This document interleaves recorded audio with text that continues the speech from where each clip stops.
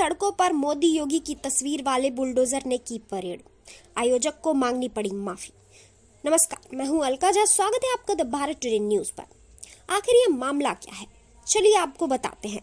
Britain के लैनचेस्टर में America के न्यू जर्सी तक हिंदू मुस्लिम समुदाय ने हाल ही में एक दूसरे के खिलाफ कई विरोध प्रदर्शन किए हैं। इन प्रदर्शनों में एक दूसरे को धमकियां दी गई, यहाँ तक कि झड़पें और तोड़फोड़ की घटनाएं भी सामने आई हैं। अमेरिका के न्यू जर्सी में हाल ही में हुई एक परेड में प्रधानमंत्री मोदी और उत्तर प्रदेश के मुख्यमंत्री योगी आदित्यनाथ की तस्वीर लगे बुलडोजर को शामिल किया गया था। इसके कारण नागरिक अधिकारी समूह इसका विरोध कर रहे हैं। इस परेड के आयोजककर्ता इंडियन बिजनेस एसोसिएशन के अध्यक्ष को भारतीय अमेरिकी अल्पसंख्यक समूह और देश और दुनिया के खासकर मुस्लिमों की भावनाओं को ठेस पहुंचाने के चलते माफी मांगनी पड़ी। उन्होंने कहा, किसी परेड में कभी बांटने वाले चिन्हों का इस्तेमाल नहीं करना चाहिए। भारत में बुलडोजर विरोध प्रदर्शनों के खिलाफ होने वाली कार्रवाई का प्रतीक बन गए हैं। इनमें मुस्लिम नागरिकों के कुछ हाई प्रोफाइल मामले भी शामिल हैं। कुछ भारतीय प्रवासी अमेरिकी सड़कों पर बुलडोजर देखकर भड़क उठे। उन्होंने इसे सभी को अपनाने वाले देश के सिद्धांतों के लिए खतरा बताया, लेकिन विदेश मंत्री डॉक्टर जयशंकर ने इसे पक्षतापूर्ण कवरेज बताते हुए अमेरिकी मीडिया को आड़े हाथ लिया।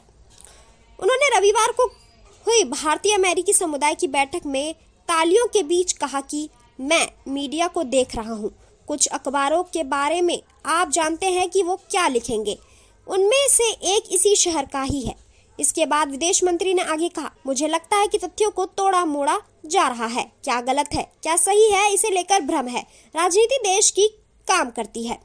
ब्रिटेन के लैंसेस में कई दशकों से हिंदू और मुस्लिम समुदाय एक साथ रहते आए हैं, लेकिन अब इनके बीच तनाव बढ़ रहा है। हाल ही में मास्क लगाए करीब 300 युवकों ने मुस्लिम बहुक्षेत्र में मार्च निकाला और नारेबाजी की। खबरों के अनुसार भारत पाकिस्तान के क्रिकेट प्रेमियों के बीच हुई झड़पें धीरे धीरे सांप्रदायिकता हिस्सा में बदल रही है। इस मार्च का पीछा करते हुए कथित तौर पर मुस्लिम पुरुषों का एक समूह बेलग्रेव रोड तक आ गया, जो कि हिंदू बहु इलाका है, और यहाँ हिंसा हुई।